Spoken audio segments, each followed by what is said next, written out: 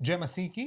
यीशु के दृष्टांत नाम एक श्रृंखला को हम कर रहे हैं और इस वीडियो में हम यीशु के दो दृष्टांतों पर ध्यान देने वाले हैं। नंबर एक, गुप्त धन का वो दृष्टांत, the parable of the hidden treasure. और नंबर दो, अनमोल मोती का वो दृष्टांत, the parable of the pearl of great price. अब इन दो दृष्टांतों का हम साथ में अध्ययन क्यों कर रहे हैं? इसीलिए क्योंकि ये दोनों दृष्टांत जो है बड़े समान है और इसके अंदर से मिलने वाले सीख भी एक जैसे हैं। अब यीशु मसीह ने मत्ती के सुसमाचार 13वें अध्याय में स्वर्ग के राज्य या फिर परमेश्वर के राज्य के बारे में बहुत सारे दृष्टांतों को उन्होंने सुनाया और इन दृष्टांतों के द्वारा वे परमेश्वर के राज्य के अलग अलग पहलुओं को लोगों को समझाने की कोशिश कर रहे थे।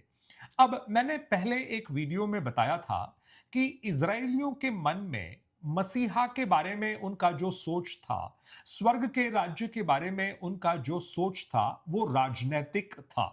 अर्थात वे एक ऐसे मसीहा की प्रतीक्षा कर रहे थे जो इजरायलियों की अगुवाई कर कर रोम के साम्राज्य के विरोध में लड़ेंगे और रोम को पराजित कर कर, रोम के साम्राज्य को चूर चूर कर कर परमेश्वर के राज्य को स्थापित करेंगे।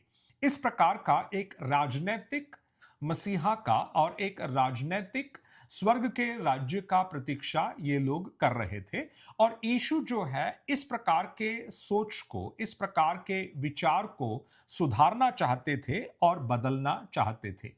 अब इन दोनों दृष्टांतों के द्वारा जिसकी चर्चा आज हम करने वाले हैं, यीशु मसीह ये सिखाने वाले हैं कि स्वर्ग का राज्य छिपा हुआ है, वो प्रकट नहीं है। मैं सबसे पहले आपके लिए मत्ती का सुसमाचार उसका 13 अध्याय में से 3 वचनों को पढ़ना चाहता हूं जहां पर ये दोनों दृष्टांत हैं। 13 अध्याय उसका 44 से लेकर 46 तक।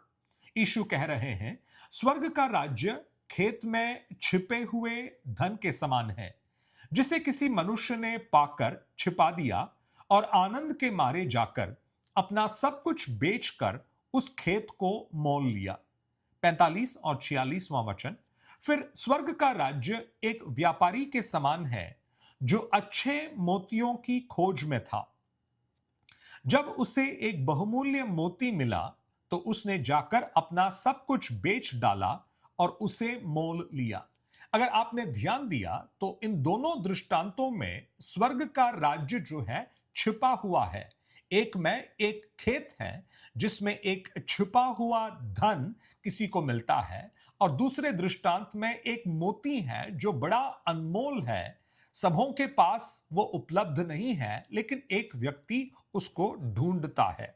तो यीशु मसीह इस प्रकार बताना चाहते हैं कि परमेश्वर का राज्य जैसे तुम सोचते हो वैसे प्रकट रूप में या राजनैतिक रूप में या शक्तिशाली रूप में प्रकट नहीं होने वाला है, बल्कि परमेश्वर का राज्य आत्मिक है, वो छुपा हुआ है, हर एक जो है उसको देख नहीं पाएगा। कुछ लोग जो है परमेश्वर के राज्य के खोज में भी नहीं है, लेकिन स्वर्ग के राज्य के साथ या सुसमाचार के साथ उनका मुलाकात होगा। जैसे इस पहले दृष्टांत में खेत में छिपा हुआ वह धन पाने वाला व्यक्ति धन के खोज में निकला हुआ व्यक्ति नहीं है, लेकिन एकाएक से उसको खेत में धन मिलता है जिसको वो पाना चाहता है। अब उसी प्रकार परमेश्वर के राज्य को जो ढूंढ भी नहीं रहा है, जो मसीहा को ढूंढ भी नहीं रहा है, सुसमाचार इस प्रकार के लोगों के पास पहुंचेगा और जब वो स्वर्ग के राज्य के संदेश को सुनेगा, जब तब उसे समझ में आएगा कि यह छिपा हुआ एक बड़ा धन है और उसके लिए अपना सब कुछ देकर उसको पाने का कोशिश वो करेगा। तो एक गुप्त धन पाने की कोशिश करने वाला वो व्यक्ति जो है अपना सब कुछ त्यागने को तैयार होगा। यानी एक व्यक्ति सुसमाचार को सच्चा समझकर अपने परिवार को भी त्यागने को वो तैयार है, अपने संस्कृति को त्यागने को वो तैयार है, हर तरह के कष्ट और पीड़ा सहने को वो तैयार है। और इस प्रकार स्वर्ग के राज्य को पाने वाला एक व्यक्ति का उदाहरण मैं आपको देना चाहता हूं, प्रेरित पौलुस। अब पौलुस जो है परमेश्वर के राज्य में या यीशु के सुसमाचार को ढूंढ निकलने वाला एक व्यक्ति नहीं था।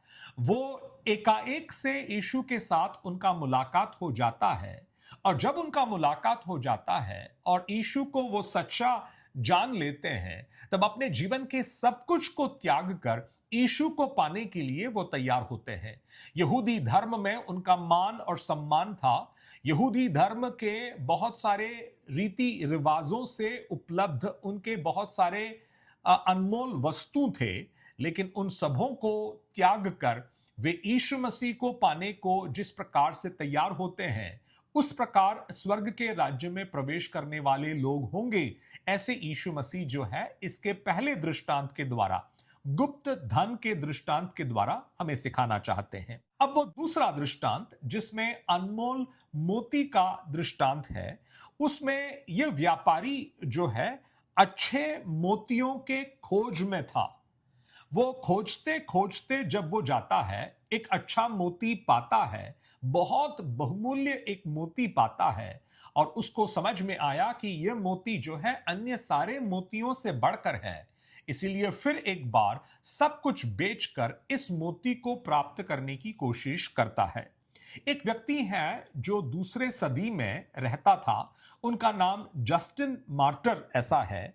वे सच्चाई की खोज करने वाले एक व्यक्ति थे, और इसीलिए तरह तरह के फिलॉसफीज को वे सीखना चाहते थे और अपने जीवन में लागू भी कराना चाहते थे, ताकि इसके द्वारा सच्चाई उन्हें उपलब्ध हो। यानी मोतियों के, अच्छे मोतियों के खोज में निकला हुआ वो व्यक्ति था। उन्होंने स्टोइसिज्म, पाइथागोरियनिज्म, एरिस्टोटेलियनिज्म, प्लेटोनिज्म नाम के दर्शन शास्त्रों को सीखा और उसको अपने जीवन में अपनाया, लेकिन ये सारे दर्शन शास्त्रों से वो असंतुष्ट थे।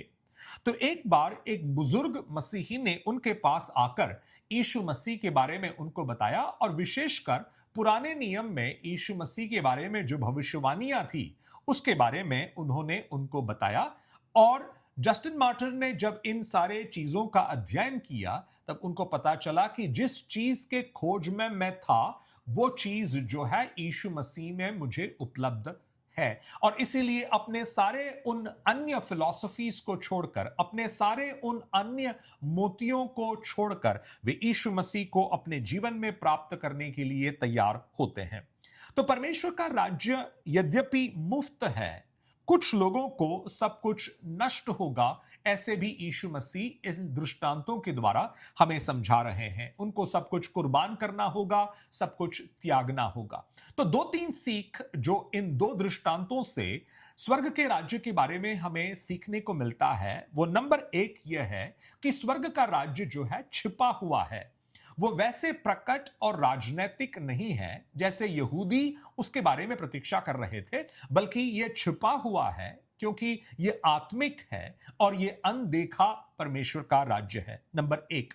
नंबर दो, ऐसे लोग भी स्वर्ग के राज्य के अंदर प्रवेश करेंगे जो स्वर्ग के राज्य को ढूंढ भी नहीं रहे थे, लेकिन एकाएक वे सुसमाचार से उनका मुलाकात होगा और स्वर्ग के राज्य के अंदर वे प्रवेश करने पाएंगे। और नंबर तीन, कुछ लोगों के लिए स्वर्ग के राज्य में प्रवेश करने के लिए सब कुछ त्यागना होगा, उनको सब कुछ नष्ट होगा। जैसे इन दोनों दृष्टांतों में दोनों व्यक्ति जो है अपना सब कुछ को बेचकर उस गुप्त धन वाले खेत को या उस बहुमूल्य मोती को पाने के लिए वे निकल पड़ते हैं। तो परमेश्वर का राज्य या स्वर्ग के राज्य के बारे में यीशु मसीह ने यहां पर कुछ सीख जो है अपने लोगों को दिया है और हम लोगों को भी दिया है। मैं विश्वास करता हूं कि यह आपके लिए आशीष का कारण बना होगा। मैं विश्वास करता हूं कि आगे आने वाले स्वर्ग के राज्य के दृष्टांतों का चर्चा भी आपके लिए आशीषमय होगा। परमेश्वर आपको इन वचनों के साथ आशीष दे।